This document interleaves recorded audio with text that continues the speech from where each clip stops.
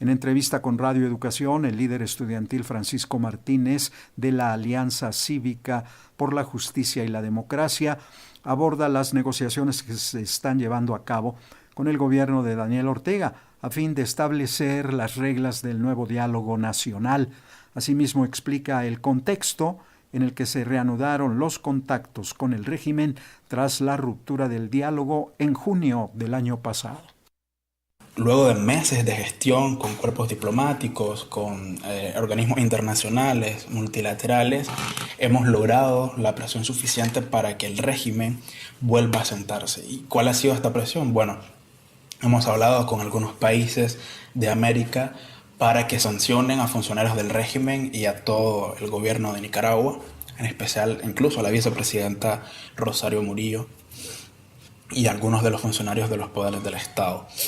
Estas sanciones económicas que van desde el bloqueo hasta la revocación de permisos de viaje a estos países han sido un duro golpe para la economía de estos funcionarios, específicamente de estos funcionarios y del régimen. Hablamos con la gente de la OEA para que comenzaran el proceso de aplicación de la Carta Democrática Interamericana a Nicaragua. Hablamos con la gente de la Unión Europea para que comenzaran a autorizar sanciones económicas al régimen en Nicaragua. Y todo esto ha tenido bastante productividad, bastante efecto. Hace unos meses, funcionarios del Parlamento Europeo vinieron a Nicaragua a corroborar con sus propios ojos lo que estaba pasando y se dieron cuenta de que la violación de derechos humanos en el país tiene un nivel mucho más grande que lo que ellos pensaban. Estuvieron presentes en centros de detención y corroboraron por cuenta propia las torturas y los malos tratos, las condiciones infrahumanas a las que son sometidos los opositores al régimen. Corroboraron de que no hay libertades individuales, ni garantías, ni derechos establecidos en la Constitución, porque el régimen los ha prohibido todo. Y se dieron cuenta de que la crisis en Nicaragua necesita una solución pacífica e inmediata.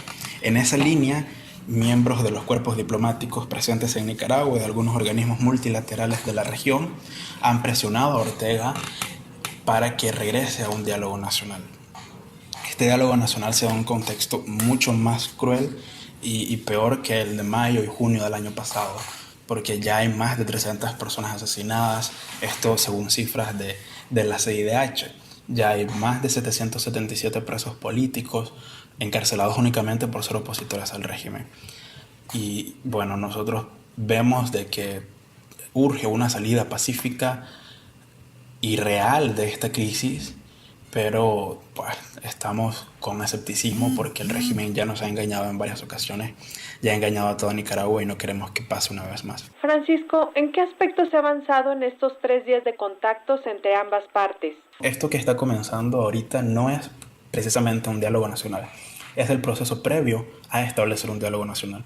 En estos 3 días hemos estado en conversaciones y negociaciones con el régimen para establecer las reglas del juego, cómo se van a tomar las decisiones, quiénes van a ser los mediadores, quiénes van a ser los testigos y sobre todo quiénes van a ser los garantes internacionales, que van a obligar a las partes a cumplir con los compromisos acordados.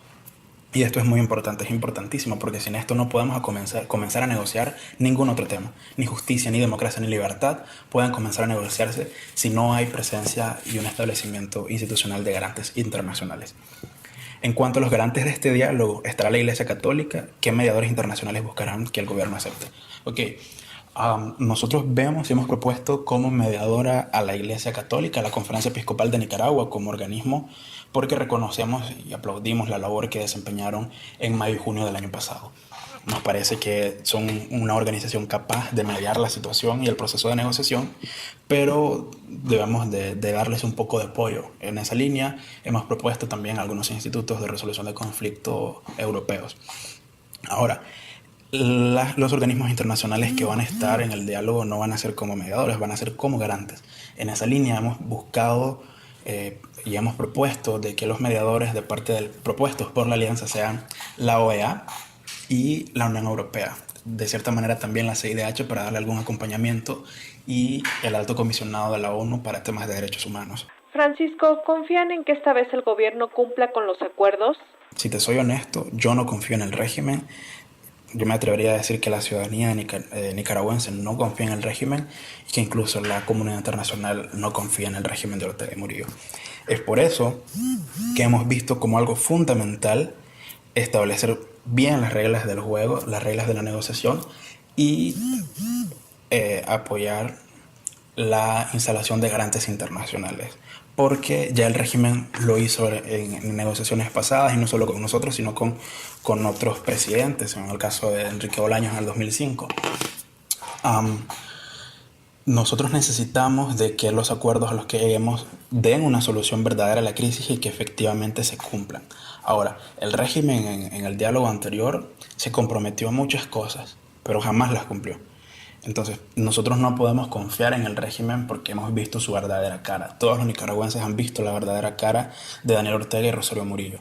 Han visto de que son dictadores, de que son psicópatas y que no les importa nada ni nadie con tal de mantenerse en el poder. Entonces no podemos negociar con este tipo de personas sin que haya alguien que garantice que los acuerdos efectivamente se van a cumplir.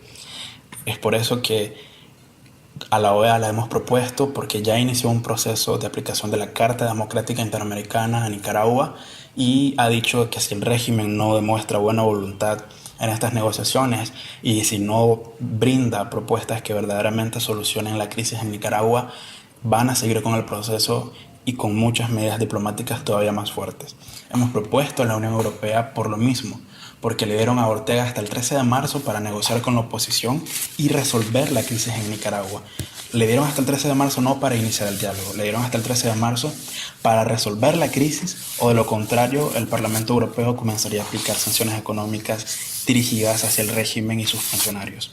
Y bueno, tu audiencia podrá decirte, ok, lo que me están presentando es a Daniel Ortega, un presidente preocupado por que no sancionen económicamente a su país, porque en este caso la economía colapsaría. Yo les contestaría, no. Daniel Ortega no está preocupado por Nicaragua, Daniel Ortega no está preocupado por los nicaragüenses, ni por la economía, ni por el bienestar de los mismos. Daniel Ortega no se preocupa por nadie más que por sí mismo. Daniel Ortega solo se preocupa por Daniel Ortega y por todo el capital que ha adquirido desde el 2007. Procedente del narcotráfico, procedente de la malversación de fondos de la cooperación venezolana y de todo el lavado de activos en coordinación con el cártel de los soles de Venezuela. A Daniel Ortega no le importa que el nicaragüense promedio no tenga para comer 3 veces al día. A Daniel Ortega le importa nada más su dinero. A Daniel Ortega no le importa si va a destruir la economía del país con tal de que su capital se mantenga y prospere. A él no le importa nada de eso. Ya, entonces él está y fue obligado a negociar con nosotros por la presión de la OEA, por la presión de la Unión Europea, porque sabe que si la Unión Europea aplica las sanciones económicas dirigidas a funcionarios del régimen, su capital, el capital de todos los funcionarios corruptos, corre peligro. Y es por eso que ha comenzado a negociar. Un tema que se puso en la mesa de las negociaciones el año pasado fue el de las elecciones anticipadas. ¿Buscarán que este punto se concrete? Nosotros hemos sido, Elsa, muy específicos y muy claros con nuestra agenda y nuestra ruta. Nuestra ruta pasa por el restablecimiento de las libertades individuales, derechos y garantías establecidos en nuestra Constitución, la libertad plena y el anulamiento de los juicios de todos los presos políticos secuestrados por el régimen por el simple hecho de protestar en su contra, justicia para las víctimas de la represión y las masacres perpetradas por el régimen, y la democratización del país, la democratización de Nicaragua y el restablecimiento pleno de un Estado de Derecho en nuestro país. Ahora, nosotros no podemos únicamente exigir elecciones anticipadas. A nosotros no nos sirve de nada ir a elecciones en 1, 2, 3, 4 meses si no cambiamos a los funcionarios corruptos y títeres del régimen que están en el Consejo Supremo Electoral. No nos sirve de nada porque estaríamos participando en un circo, en una farsa electoral manejada y orquestada por el régimen y que solo los beneficiaría a ellos. ¿Ya?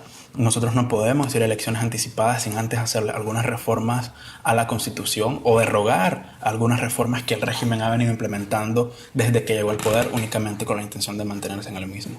Ya el régimen ha tergiversado, ha violado, ha profanado, como no tienen ni idea, la Constitución de Nicaragua, en especial la ley electoral, únicamente para poder elegirse. Y un ejemplo de esto es que Daniel Ortega se reelige en 2011 cuando la Asamblea Nacional y la propia Constitución de Nicaragua se lo prohíben.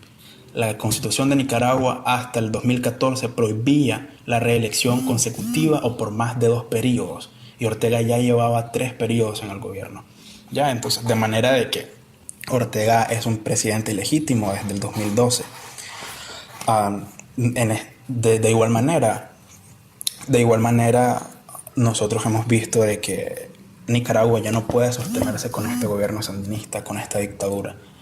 Y aunque recuperemos las libertades individuales, la libertad de prensa, la libertad de expresión y liberemos a todos los presos políticos, seguiríamos en una crisis. Incluso aunque obtengamos justicia por todos los asesinatos y las víctimas del régimen, seguiríamos en una crisis. Porque la pérdida de las garantías constitucionales no causaron la crisis. La represión del régimen, los asesinatos, las torturas, el secuestro de los poderes del Estado, la concentración de todo el poder estatal en una sola persona fueron quienes comenzaron esta crisis. Y la crisis no se va a resolver verdaderamente sino hasta que eso cambie, hasta que Ortega salga del poder.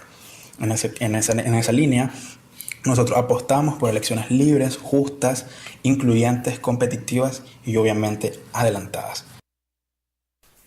Escuchábamos al líder estudiantil nicaragüense Francisco Martínez de la Alianza Cívica por la Justicia y la Democracia en entrevista con nuestra compañera Elsa Cruz.